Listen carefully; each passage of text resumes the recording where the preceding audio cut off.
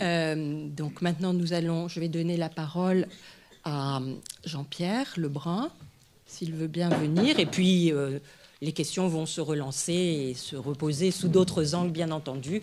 Et nous avons toute la journée pour elles, les questions. Donc, Jean-Pierre Lebrun. Jean-Pierre Lebrun donc, est psychiatre et psychanalyste à Bruxelles et à Namur, de l'AFB donc, et de l'ALI. Il est le vice-président actuellement de l'Association lacanienne internationale. Vous connaissez, je pense, un certain nombre de ses livres, depuis Un monde sans limite jusqu'à 2022, Je préférerais pas. Ce sont volontiers aussi des livres en dialogue avec André Vénin, Des droits pour être humain en 2012, avec le sociologue Alain Hérali, Réinventer l'autorité psychanalyse et sociologie de 2020. Et puis ces deux travaux et interviews pour le premier et puis dialogue pour le second, avec Charles Melman, donc qu'a évoqué pour le premier Thierry Roth tout à l'heure, 2002, L'homme sans gravité. Et puis, de nouveau, en 2022, paru La dysphorie de genre chez Erès. Voilà. Voilà, Jean-Pierre, brièvement. Je n'ai pas tout dit, bien sûr, parce que tu as beaucoup d'ouvrages intéressants que chacun pourra s'approprier à sa guise. Et toi, tu vas prendre l'angle à l'instant, disons, structuré par ce qu'a écrit au tableau à l'instant Stéphane Thibierge, que nous apporte le schéma de la sexuation. Oui, alors c'est un petit peu présomptueux peut-être de le dire comme ça, mais en même temps, voilà, je vais essayer de vous dire ce que moi j'y trouve, ce que j'y ai trouvé et ce qui m'importe dans ce schéma. Ce sera ma lecture. Mes collègues viendront peut-être faire des nuances sur cette lecture-là, mais il me semble que c'est vraiment un moment pivot dans l'enseignement de Lacan. C'est comme ça que je l'ai en tout cas perçu, un endroit phare, si on veut dire comme ça, un endroit où les choses vont se mettre d'une certaine façon en place. Et au fond, autour de trois raisons pour lesquelles c'est quelque chose d'important, ce schéma. La première, pour moi, c'est que Lacan, dans la suite de tout un développement qu'on ne fera évidemment pas ici, mais c'est comme s'il finissait par trouver une alternative à l'impasse freudienne qui disait, pour que lui, le féminin, c'était le continent noir. Bon, tout à coup, là, il y a une autre ouverture qui est rendue possible dans ce schéma, je vais y revenir. Le deuxième point qui me semble essentiel, c'est que ça permet aussi de sortir de l'impasse, entre guillemets, dans lequel Freud nous a aussi amené dans l'analyse terminée et interminable, puisqu'on butait sur le roc de la castration, c'est-à-dire, au fond, sur le tout ou rien, on peut dire comme ça. Et un troisième point tout à fait important, c'est un point que Lacan va subvertir, en quelque sorte, en autre chose. Et le troisième point très important pour moi, c'est que avec ce schéma, il rejoue autrement les rapports entre l'universel et le singulier. On va y venir et je vais essayer d'expliquer ces choses-là. Alors, vous avez tout à fait, maintenant c'est bien écrit au-dessus, ces formules ont un haut et un bas. C'est bien sûr les hommes, les femmes, sans du tout que ce ne soit d'emblée rapport à l'anatomie, comme déjà Thierry l'a bien dit. Mais prenons d'abord la partie du dessus, puisqu'au fond, la partie du dessous, c'est plutôt la subjectivité individuelle qu'il s'agit d'appréhender, tandis que dans la partie du dessus, c'est plutôt la façon dont on fait le collectif, que ça va, les hommes, les femmes, que ça va se jouer. Alors, qu'est-ce qui se passe du côté des hommes? Eh bien, c'est qu'il y en a un qui échappe à la fonction phallique, et du coup, tous les autres y sont soumis. Autrement dit, c'est le règne de l'exception. Et c'est toujours ce qui a constitué depuis longtemps dans l'histoire, si on regarde ça, comment les sociétés se sont constituées. C'est-à-dire avec l'appui, entre autres lorsqu'ils se soumettaient au modèle religieux, avec l'appui d'une exception, pour pouvoir dire que nous appartenons tous à la même famille, si on veut dire comme ça, à la même nation, au même groupe. Bon.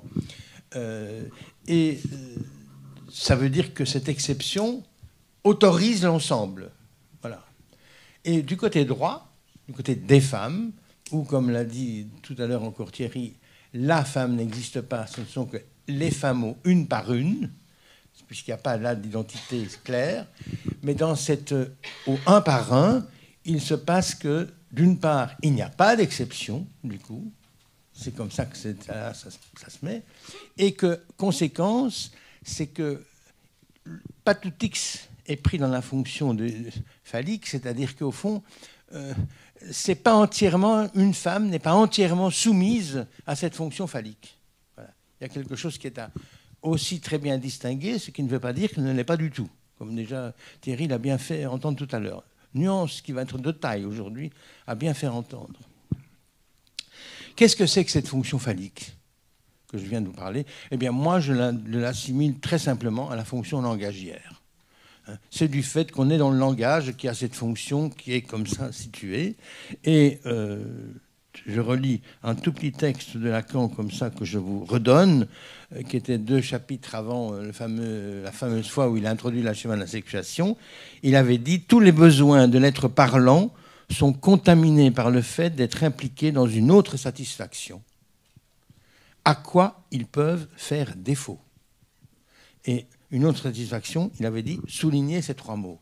Autrement dit, il nous dit d'emblée que les êtres humains, nous sommes pris, nous sommes des animaux, mais contaminés par une autre satisfaction, une autre jouissance, qui est celle induite par la parole elle-même, par le fait dans le langage.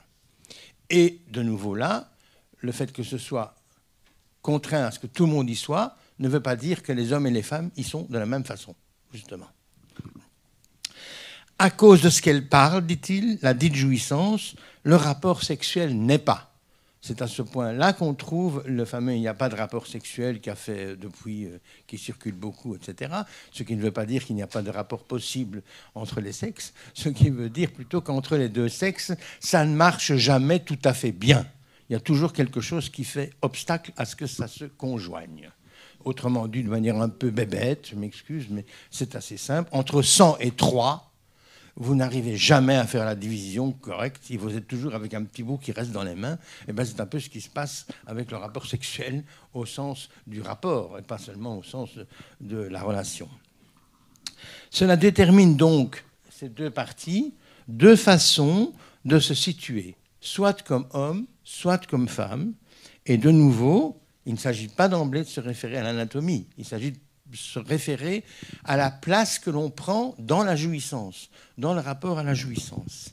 Et ça, c'est quelque chose qui est tout à fait déterminant, puisque qui que ce soit s'inscrit d'un côté ou de l'autre. On ne sait pas des 2 côtés en même temps. Ce qui ne veut pas dire qu'on ne peut pas alterner, mais ce ne sera pas en même temps. Tels sont les seuls... la part dite homme ou bien femme, telles sont les seules définitions, dit Lacan, de la part dite homme ou bien femme, qui se trouve être dans la position d'habiter le langage. Donc, du fait d'habiter le langage, donc je n'ai pas dit du fait de l'anatomie, du fait d'habiter le langage, il y a 2 positions possibles à prendre eu égard à la jouissance. L'une d'être tout pris dans la jouissance phallique, c'est la position masculine, et elle se paye de la castration. Voilà. L'autre, c'est de n'y être pas tout pris dans cette jouissance, pas toute prise pour le regarder au féminin, dans cette jouissance phallique, ce qui implique que, justement, on n'y est pas tout, précisément.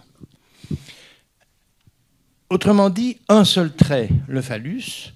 Alors, c'est assez important. Moi, j'étais très frappé. Ça m'a frappé, je me l'ai lu comme ça. Je me suis rendu compte qu'au fond, ça voulait dire que, paradoxalement, hommes et femmes, ça serait quand même si facile si c'était les rouges et les verts. Hein, parce que là, ce seraient des groupes différents. Bon, ce serait la bagarre entre les équipes de foot, tout ce que vous voulez. Mais non, c'est pas ça. C'est que homme, masculin, féminin, c'est rouge et pas rouge. Et le problème, c'est qu'avec un seul trait, ce rapport au langage via la fonction phallique, il faut faire 2 sexes. Le premier y est d'être tout à fait dedans, tout à fait impliqué. L'autre y est de n'y être pas tout, justement, impliqué. Et vous voyez que du coup, ça change. C'est vraiment, avec le rouge, on fait une société de rouge, ceux qui ont le trait, et une société de pas rouge, ceux qui n'ont pas le trait. Et donc, du coup, ça vient évidemment se présenter de manière dissymétrique. Si c'était les rouges et les verts, on serait dans une position de symétrie. Non, là, tout à coup, s'inscrit aussitôt, du fait de l'inscription de l'être humain comme animal dans le langage, et du fait de ce qu'il doit payer un tribut à cette affaire, eh bien, cela fait une disparité, quelque chose qui va tout le temps être présent et qui va même être la base même de ce qu'il n'y a pas de rapport, justement. Alors, ça induit des jouissances différentes, puisque la jouissance phallique, c'est là-dessus que c'est intéressant aussi de le prendre. Moi, je les lis comme étant la jouissance phallique, c'est celle qui se paye et qui est la condition même du fait de parler. Elle s'impose à nous, comme ça.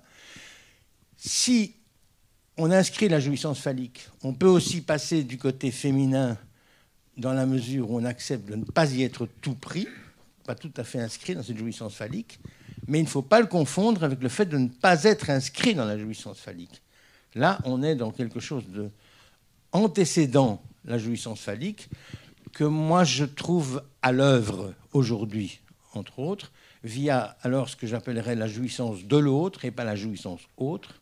La jouissance autre étant supposant le passage par la jouissance phallique, tandis que la jouissance de l'autre, avec l'ambiguïté sur les génitifs, s'agit-il de la jouissance de l'autre maternel ou s'agit-il de la jouissance de l'enfant qui jouit de la mère? C'est les deux qui sont ambigus, là, justement. Eh bien, cette ambiguïté-là est très intéressante parce que, précisément, elle est comme restant en deçà de la jouissance phallique.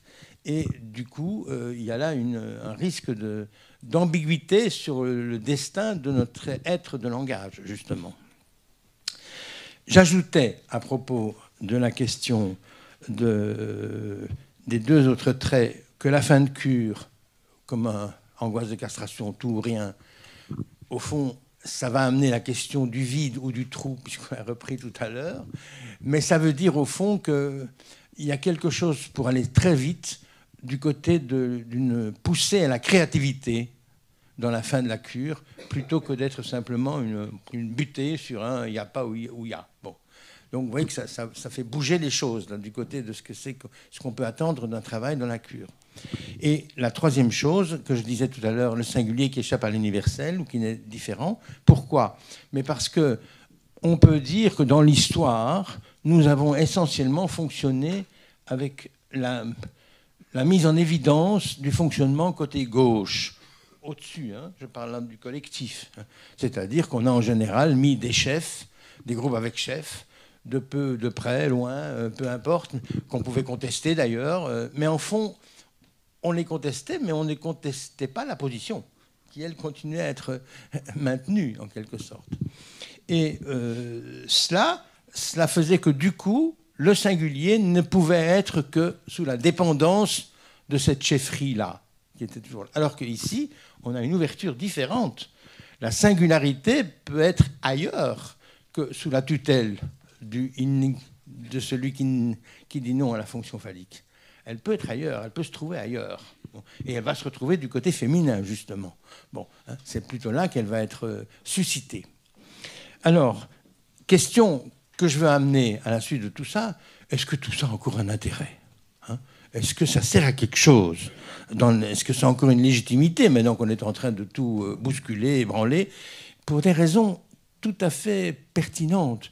Je pense qu'il faut bien avoir en tête que l'évolution dans laquelle nous sommes emportés aujourd'hui n'est pas une évolution d'office catastrophique ou que sais-je. Elle est une évolution à laquelle nous sommes contraints par l'histoire.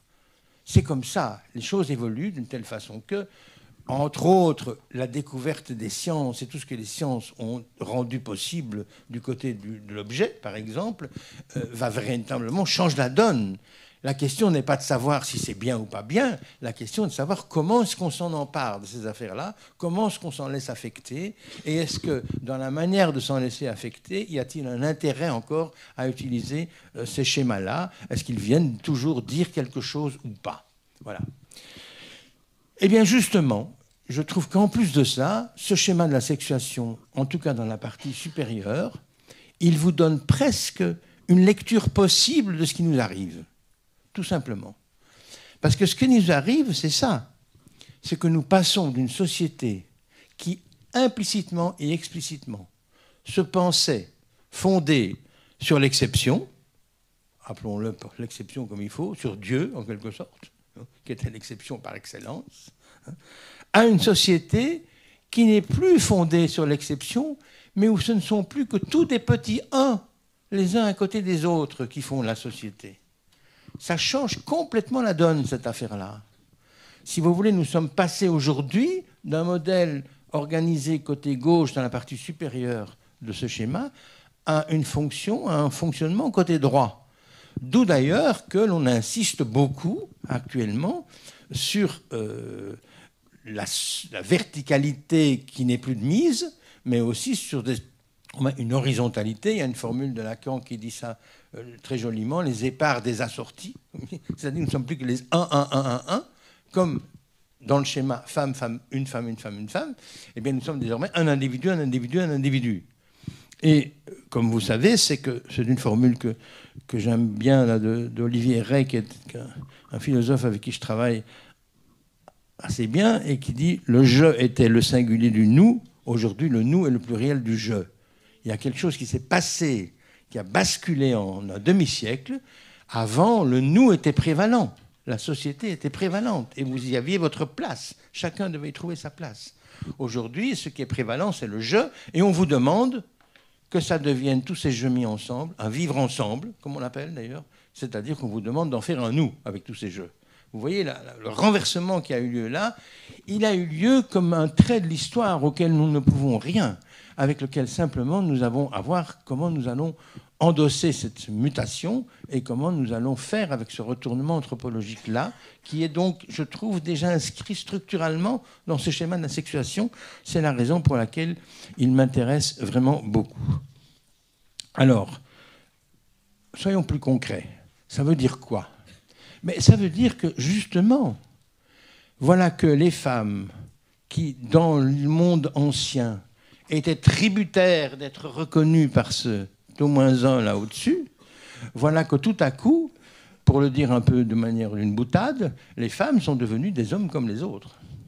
C'est-à-dire qu'elles ont tout autant à pouvoir assumer leur position subjective qu'elles ne sont plus en dépendance ni de l'homme, ni de leur homme, ni de leur mari, autrement dit, ni de leur père.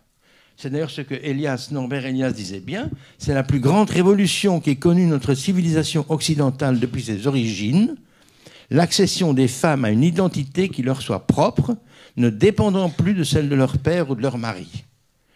Dit comme ça, on voit bien le saut que l'histoire nous contraint d'amener. On est là, on ne changera pas ça. Est-ce que ça veut dire que du coup tout ça est annulé ? Attention, pas si vite. Là c'est plus compliqué.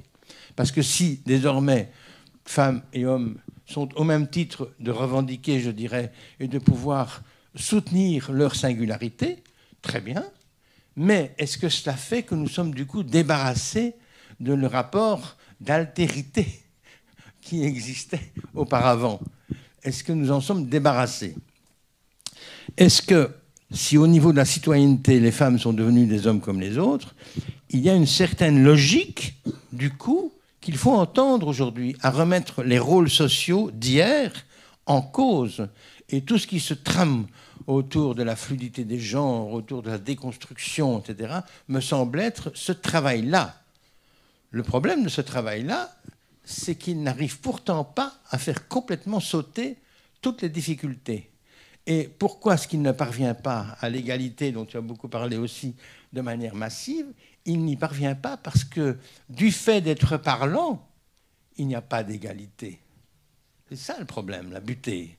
Autrement dit, nous sommes en train aujourd'hui d'accuser le patriarcat, pas tout à fait à tort quand même, il faut quand même le reconnaître, d'avoir un peu abusé de la position qu'il pouvait occuper, d'accord. Mais attention, ce n'est pas lui qui est la cause. Le patriarcat était la modalité dont les anciens avaient le modèle pour transmettre ce qui était inhérent à la structure de disparité du langage. Parce que dans le langage, vous avez deux positions, que vous le vouliez ou que vous ne le vouliez pas, ça ne change rien, mais dès que vous parlez, vous êtes ou auditeur ou locuteur. C'est deux positions qui ne sont absolument pas symétriques. Elles sont dissymétriques. Elles sont dissymétriques puisque l'un va arriver à positionner les choses, l'autre va plutôt consentir ou pas à ce qui lui est proposé. Il va en faire lui aussi quelque chose à partir de cette position où il est en position de, non pas soumis, mais d'être en position de second, en quelque sorte. Alors, vous voyez qu'aujourd'hui, on est en train beaucoup de chercher comment arriver à ne pas être discriminant, et pourquoi pas, on peut comprendre qu'on essaye d'éviter ça. On est de plus en plus, on prétend au fond, c'est ça qui est en train de se passer, à mon avis, c'est qu'on croit que l'on va pouvoir fonctionner uniquement côté droit. Or, ça, c'est une impasse, parce qu'il y a là, dans ce schéma, une solidarité entre les deux côtés qui est cruciale et dont on ne peut pas se passer. Lacan l'a décrit comme ça, et je pense que c'est vraiment important de repérer qu'il y a une solidarité entre les deux parties du schéma. Et la difficulté aujourd'hui, c'est qu'en se construisant sur le modèle côté droit, on croit se libérer entièrement du côté gauche. Alors qu'en fait, on peut se libérer de la prévalence du côté gauche, ça oui, mais pas d'office de ce qui continue à être toujours là. Ce qui est très différent. La question du coup de la solidarité est fondamentale, parce que la solidarité, ça renvoie à l'hybridité, à ce que jusqu'il y a peu, c'est-à-dire environ un demi-siècle, il y avait une hybridité, il y avait une fonction où le nous était prévalent et une fonction de la singularité qui existait. Donc il y avait toujours les deux en dispute. Il y avait, comme tu as dit tout à l'heure, en reprenant Freud, des exigences civilisationnelles et les exigences du sujet. Tout ça a été hybride. Mais voilà qu'aujourd'hui, l'idéologie ambiante nous laisse croire que c'est uniquement à partir de la particularité que nous allons arriver à intégrer, à assumer un système collectif qui pourrait fonctionner comme cela. Ça rejoint d'ailleurs cette question qui, je trouve, était très forte chez Freud, dans laquelle il disait, je vais reprendre cette formule parce que je la trouve terrible et tout à fait pertinente. Dans Malaise, il dit « Une bonne partie des luttes de l'humanité se concentre autour d'une unique tâche, trouver un équilibre approprié, c'est-à-dire satisfaisant, entre les revendications individuelles et les exigences civilisationnelles de la collectivité. » Et il ajoute « Savoir si telle organisation de la civilisation parviendra à instaurer ces équilibres ou si le conflit restera insoluble, c'est un peu là que nous sommes, en train de nous demander quoi, eh bien, savoir cela est un problème où se joue le sort de l'humanité. » Bon, de la part de Freud, c'est quand même pas rien de le dire comme ça, parce que c'est vrai que le sort de l'humanité se joue sur comment est-ce qu'on va pouvoir concilier autrement que hier, c'est-à-dire avec prévalence du côté gauche. Pourquoi pas prévalence du côté droit? Mais ça n'abolit pas le côté gauche. Du coup, d'ailleurs, ça abolirait aussi le problème du phallique, bon, si on arrivait à ça. Alors, on sait aujourd'hui, par exemple, on dit aujourd'hui que le patriarcat, c'est lui qui est le responsable de la disparité homme-femme. Mais en fait, non, ce n'est pas lui. C'est le fait d'être parlant qui est à l'origine de... Et le patriarcat a repris cette dualité d'emblée présente du fait que nous sommes des êtres parlants. Et il l'a construit en société de telle sorte que ça puisse aussi se transmettre. C'est comme ça que ça a fonctionné. Ce n'est plus pour ça que nous devons fonctionner comme ça. Ce n'est pas pour ça que nous ne pouvons pas fonctionner autrement. Mais nous ne pouvons fonctionner autrement qu'en essayant de donner de la place à ce trait de la structure du langage. Et c'est en ça que la responsabilité, pour moi, du psychanalyste lacanien est extrêmement importante, parce que je trouve que Lacan, en montrant que l'ensemble des découvertes freudiennes relèvent de ce que c'est des conséquences de ce que nous sommes des êtres parlants, eh bien, si c'est ça, c'est vraiment important. Nous avons une responsabilité à faire entendre que devant les dérives, devant les difficultés, devant les avancées actuelles, il y a quand même des lignes à laquelle nous ne savons pas bouger, qu'il faut quand même tenir. Et c'est dire cela n'est pas équivalent du tout, mais vraiment pas du tout, à en vouloir revenir au modèle d'hier. Alors qu'aujourd'hui, si vous le dites, vous êtes entendu d'office comme ça. Mais ce n'est pas ça du tout. C'est simplement rappeler qu'il y a des contraintes de la structure des êtres humains parlants, donc de la structure langagière auquel nous ne pouvons pas échapper. Et ça me semble tout à fait fondamental. Alors, je vous disais tout à l'heure, il y a deux positions, locuteur-auditeur. Ça vous donne aussi deux positions dans la langue, le silence ou la parole. C'est comme ça. Et au pôle masculin, c'est plutôt lui d'afficher son désir, mais ça peut être une femme qui le fait. Il paraît que ce film, je n'ai pas encore vu, La femme de Tchaïkovski montre une femme qui manifeste son désir envers et contre tout jusqu'à l'impasse la plus totale. Donc ça peut être une femme qui fait ça aussi. Elle peut afficher son désir, ça peut être sa position à elle. Et aujourd'hui, ça va de soi, puisqu'elle n'est plus en dépendance du père et du mari, comme l'était hier ma phrase de Norbert Elias qui le dit. Donc, le pôle masculin, homme ou femme qui l'occupe, ça peut être d'afficher son désir. Le pôle féminin, ça peut être de consentir à être pris dans l'énonciation de l'autre et de se plaire à l'orienter en s'accordant à lui. Ça n'est pas d'office une position de négativité, de singularité. Au contraire, c'est une manière de prendre une position telle qu'en acceptant la place à laquelle l'autre nous met, ma riposte peut être de la faire bouger un tant soit peu, de la réorganiser autrement, de le renvoyer un petit quelque chose qui la déplace et qui, du coup, introduit l'altérité, évidemment. Bon. Encore faut-il, bien sûr, que celui qui se trouve dans la partie gauche consente à supporter cette altérité. Et ne soit pas comme dans La femme de Tchaïkovski, là, à dire envers et contre tout qu'elle veut arriver à ses fins selon sa modalité telle qu'elle la conçoit, en l'occurrence cette position masculine qu'elle occupe. Cette dissymétrie tient donc à la parole, à la distribution des jouissances qui sont corrélées à la parole, et ceux qui aujourd'hui revendiquent de s'affranchir du sexe et du sexuel, comme le sont tous les tenants de la question du genre, me semble être une manière de se défendre massivement contre ce qui est là, de manière dissymétrique, positionné dans la question du sexe et du sexuel. On pourrait avancer que cette dissymétrie, qui n'est aujourd'hui plus soutenue par le discours social, c'est donc qui n'a plus la référence admise par tous des rôles sexués, comme c'était le cas hier, mais c'est peut-être un avantage de pouvoir changer un peu ça. Ce que pense pouvoir échapper le genre, mais il s'agit donc bien d'une défense à cet endroit-là contre le sexuel. Cela étant, il faut entendre, je crois, que devoir chercher en soi une réponse pertinente à ces questions est loin d'être évident. C'est beaucoup plus facile quand vous avez des modèles sociaux auxquels vous raccrochez. Ici, chacun doit réinventer le monde, en quelque sorte, d'une certaine façon. Et ça, ce n'est pas simple pour l'adolescent, parce que là où il pouvait compter sur les identifications en place pour soutenir son trajet, il se retrouve aujourd'hui souvent orphelin de tout repère, sauf peut-être, et là je rejoins ce que disait aussi Thierry, à rencontrer quelqu'un qui sait un peu ce que parler implique, ce qui est en principe la position du psychanalyste. Voilà, je me termine là-dessus. Merci beaucoup de votre attention.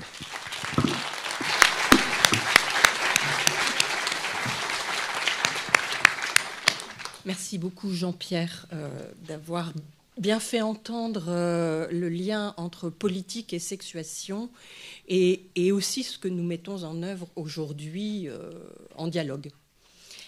Mathilde, si vous voulez reprendre dans un premier temps. Oui, bien sûr.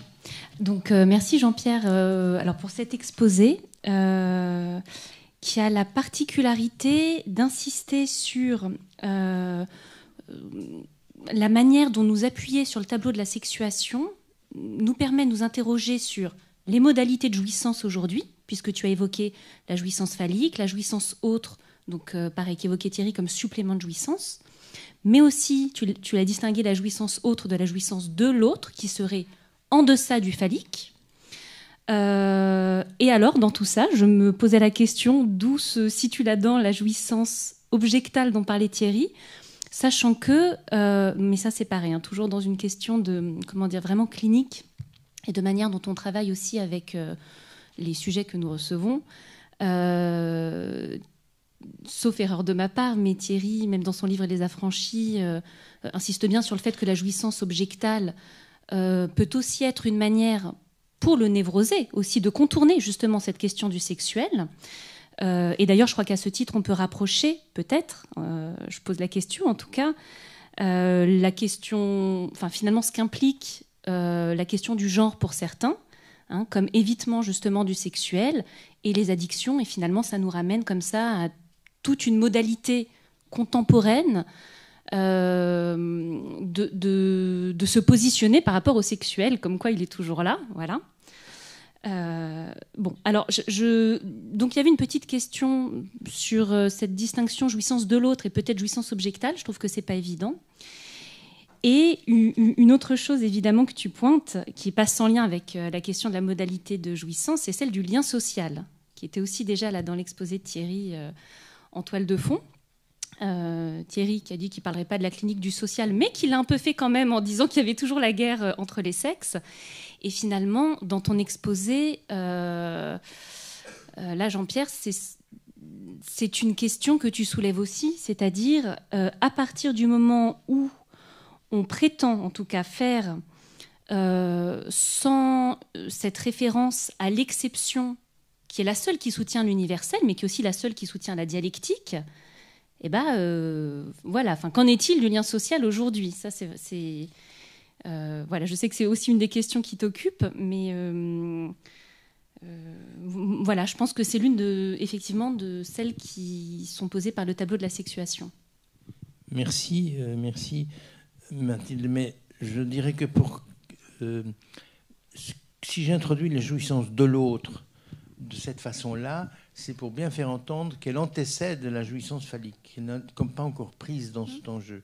Et du coup, elle rejoint sans doute la question de la jouissance de l'objet qui est aujourd'hui proposée.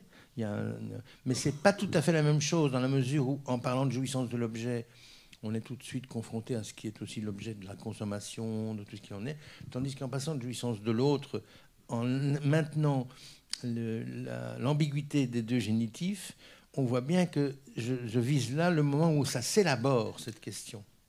Et que je trouve qu'aujourd'hui, avec une chose qu'on n'a pas du tout voulu voir, à mon avis, c'est par exemple que la remise en cause du patriarcat a entraîné un affaiblissement considérable de la fonction paternelle, dans le bon sens du terme, simplement de la fonction, comme disait quelqu'un, monsieur là-bas tout à l'heure, séparante, ou de la fonction qui, justement, distingue jouissance de l'autre maternelle, celle de la mère, celle de l'enfant, et lui donne...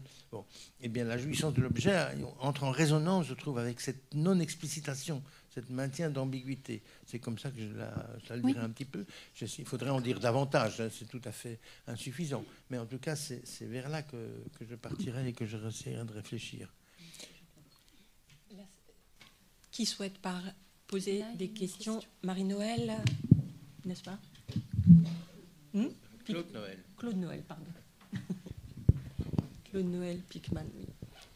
Oui, je renoue avec Jean-Pierre une discussion très ancienne. Voilà, donc évidemment, j'ai été extrêmement intéressée par ta lecture des formules de la sexuation. Alors, je me disais quand même qu'il faut faire remarquer que les 4 formules s'écrivent avec phi de x, c'est-à-dire avec cette fonction de la parole. Hein. Et le côté droit, c'est plutôt justement le lieu où on soutient cette fonction de la parole sans se référer au père, sans le soutien du père. Hein.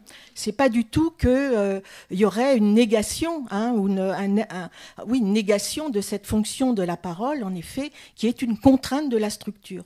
Autrement dit, le plus de la contrainte de la structure, c'est à droite que ça se joue, parce qu'à gauche, on met ça sur le compte du père, toujours. Et d'ailleurs, je rappelle, et je trouve que c'est quelque chose d'extrêmement important, Lacan nous dit que les 2 premières formules, c'est l'écriture de quoi? Du complexe de castration. Hein. Il dit, voilà, ça peut vous paraître étrange, mais c'est comme ça. Autrement dit, c'est le complexe de castration et c'est la sortie du complexe de castration qui s'écrit à droite. Alors, je me disais, moi je suis d'accord hein, pour lire la clinique actuelle, évidemment, avec ces formules de la sexuation, mais je ne pense pas qu'actuellement, on aille beaucoup vers la droite. Je pense que c'est plutôt une négation totale de cette partie de la structure qui se soutient sans le père, justement. Hein.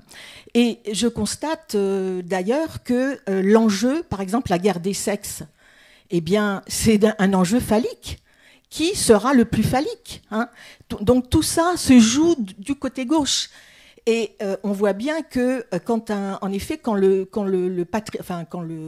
patriarcat a été déconstruit par les femmes, il faut bien le dire, bien plus que par la science hein, quand même. Hein. La lutte des femmes a permis ça, et c'est tant mieux, en effet. Mais alors, on s'aperçoit que de beaucoup de choses, je trouve, dans la clinique actuelle, par exemple, que cette accentuation des communautarismes. Communautarisme, c'est faire un ensemble. Hein. C'est-à-dire, c'est du phallique plus. On est dans un monde où il y a du phallique plus, sans arrêt. Il y a aussi quelque chose qui m'a beaucoup frappée dans la clinique actuelle des transgenres, qui concerne une partie infime hein, de la société. Mais il se trouve que dans cette partie infime, eh bien, plus de 80% sont des femmes qui veulent devenir des hommes. Et je me demande toujours comment, à l'heure actuelle, une femme peut vouloir devenir un homme. Si ce n'est... D'ailleurs, j'ai fait récemment à Lille un exposé qui s'appelait « Actualité du phallus nide », parce que c'est vraiment de ça dont il s'agit. Hein. Voilà, donc on est dans le phallus. Je ne pense pas qu'on aille du tout du côté droit des formules, mais je pense que tout se joue actuellement du côté gauche, justement dans un déni total hein, de la partie droite. Alors, ça pose aussi une autre question. Je me suis souvent demandé cette question-là. En dehors du fait de faire une analyse, qu'est-ce qui peut pousser un sujet à aller du côté droit, justement hein, c'est-à-dire à s'autoriser, à soutenir cette fonction de la parole. Je te remercie d'avoir dit ça, d'ailleurs, parce que tu sais que le phallus, ce terme de phallique est complètement contesté partout. Il y a des endroits où on ne peut pas dire phallus. Hein, donc, voilà. Dire fonction de la parole, finalement, c'est pas mal, je trouve. Je le réutiliserai, si tu permets. Hein. Voilà, ça explique beaucoup de choses. Voilà. Oui, voilà. Donc, c'est ça. Je me demandais s'il y a... De reprendre. Oui. Mais moi, je veux d'abord remercier Claude Noël, parce que c'est vrai qu'on a une longue passée sur ces questions déjà. Bon, mais je suis surtout ravi que tu reviennes avec tes questions comme tu les poses, parce que voilà ce qu'on devrait discuter, échanger. Je ne vais pas répondre maintenant, d'abord parce que j'en ai pas les moyens. La seule chose que je dirais, une formule que je n'ai pas dite, c'est que le féminin n'est pas les propriétés des femmes. Et que ça semble être oublié aujourd'hui, justement. Une manière de répondre un peu à ce que tu dis de manière générale. Mais je suis surtout content que ce soit l'occasion de... Je pense qu'on est à un moment où les analystes de diverses appartenances, et indépendamment de leurs appartenances institutionnelles, ont tout intérêt à travailler ensemble de telle sorte qu'ils fassent advenir ce que la psychanalyse a d'essentiel et qu'il ne faut pas laisser dormir ou s'endormir dans le confort de nos institutions respectives et des guerres de transfert qui s'y opèrent. Oui, bonjour, Nathalie Serkin, je suis psychanalyste. Et par rapport au vocabulaire, effectivement, où on pourrait effectivement plutôt parler de fonction de la parole plus que de fonction phallique, puisque phallique semble donner un peu d'urticaire parfois à certains. Je pense qu'il serait important aussi d'actualiser le nom en fait des formules de la sexuation. Et je suis d'accord avec vous, c'est essentiel aujourd'hui. Au lieu de dire côté homme, côté femme, pouvoir dire côté masculin ou plus phallique, donc côté de la parole, ou côté féminin, de manière à pas effectivement catégoriser les femmes, qui est un mélange entre femme, féminité, féminin. Il s'agit vraiment du féminin. Ce qui permettrait peut-être plus facilement à ce que vous disiez, les femmes deviennent des hommes comme les autres, mais que les hommes deviennent aussi des femmes comme les autres, par moment, quand ils veulent, et qu'il y ait surtout ce choix, cette possibilité de passer de droite à gauche ou de gauche à droite, qui calmerait peut-être un peu certains enjeux à vouloir se placer sous un universel à gauche ou dans un espace ouvert à droite, parce que c'est vrai que c'est important aussi d'insister sur le côté espace fermé, côté masculin, et espace ouvert, côté dit féminin. Et ça, je pense que ça permet aussi d'ouvrir une circulation d'un côté à l'autre. Voilà. Quand même, votre façon de formuler les choses me donne envie de répondre dans l'après-coup à ce que dit Claude Noël, en disant que allons chercher ça ailleurs que dans l'analyse. Oui, mais ça ne veut pas dire d'office une cure analytique. Ça veut dire rencontrer un analyste. Enfin, je trouve que c'est la rencontre avec quelqu'un qui est... Ça que je disais moi en disant quelqu'un qui est au courant de ce que parler implique. C'est ça. C'est pas d'office. Ça doit être souvent, la plupart du temps, c'est une cure. Mais aujourd'hui, pour certains, c'est même pas indispensable, à mon avis. Dans ma pratique, en tout cas, je vois bien que ça peut déjà bouger beaucoup sur le seul fait de venir voir quelqu'un comme analyste. Sans même parfois savoir que c'en est un. Excusez-moi, là, je réagis très brièvement par rapport à ce que... Enfin, votre question... oui, finalement, pourquoi est-ce qu'on appelle ça le phallus? Et là-dessus, je laisserai un peu d'énigme, car je crois que Yorgos Dimitriadis en dira un petit quelque chose cet après-midi. Donc voilà, peut-être que vous aurez des éléments de réponse un peu plus tard dans la journée. Encore une question et puis... Oui, bonjour monsieur. Je rejoindrai aussi par rapport à Thierry Roth, c'est qu'on mette, on a tendance, dans le langage courant, à confondre phallus et pénis. C'est pour ça qu'on parle de la fonction de la parole. La parole qui est rythmée aussi par la pulsion qu'on a reçue et par le fait qu'on puisse articuler quelque chose à un certain âge qui nous permet de formuler des mots qui sont aussi empreints de ce qu'on a reçu. Et dans cette parole, souvent, les femmes, souvent, pas de théorie, quelque chose d'universel, mais souvent une femme dit « je n'ai plus envie de plaire, j'ai envie qu'on m'aime ». Et au fond, ça veut dire, en fait, s'adresser à l'âme de l'autre, et non pas à quelque chose de sexué, via le nom du père, ou via le père qui transforme ça. C'est pour ça que, de mon côté, je trouve que poser la séparation par le père et une fonction sexuelle, pour ma part, de ce que je ressens maintenant, n'est plus d'actualité. Et c'est bien pour ça que ça ennuie un petit peu beaucoup de monde, parce que c'est la perte d'un totem, c'est la perte d'un repère, et bien au contraire, une ouverture. Et par contre, dans la parole, il y a beaucoup de choses. C'est pas le nom du père, le sexuel, c'est aussi le rythme. Et le rythme, c'est la vie, c'est les pulsations, c'est ce qu'on ressent, c'est la musique, c'est plein de choses. Et tout ça, une femme y est très sensible, peut-être beaucoup plus que les formes qu'elle peut montrer pour attiser le désir de l'homme. Et après, bien sûr, elle s'en sert. Et je pense que ma question, après ce bref truc qui dit qu'en fait, c'est pas que sexuel, c'est comment faire pour des jeunes, parce qu'il faut quand même avoir réfléchi et avoir fait un travail aussi personnel. Que font les jeunes pour justement peut-être se retrouver dans ce changement qui n'est plus à montrer des tablettes de chocolat, des to be free ou autre chose. Voilà. Merci. Oui. Juste un mot qui n'est pas une réponse là, directement, mais dans cette façon qu'on a de vouloir, semble-t-il, différencier phallus et fonction de la parole, ou au contraire en faire quasiment l'équivalence, histoire de passer dans d'autres milieux, parce qu'on a peur de dire phallus. Je rappellerai juste que dans le symptôme, Lacan donne une définition du phallus qui est la conjonction du petit bout de queue en question, dit-il, que le garçon a entre les jambes, avec la fonction de la parole. Donc il y a aussi l'anatomie et le lien avec la parole. Ce n'est pas que la fonction de la parole. Il parle de la conjonction du petit bout de queue avec le... Je ne sais plus, je recherche là, je ne vais pas retrouver tout de suite, mais avec la fonction de la parole, ouais. La conjonction du petit bout de queue en question avec la fonction de la parole. Donc c'est un lien entre les deux. Ce n'est pas que la fonction de la parole pour Lacan dans le symptôme. Merci Thierry. On va rester sur cette ouverture que tu fais de nouveau. Et on peut peut-être prendre une pause d'un quart d'heure, bien que nous soyons très nombreux et que la circulation ne soit pas très facile. Peut-être pourriez-vous essayer de vous asseoir mieux. Donc un quart d'heure.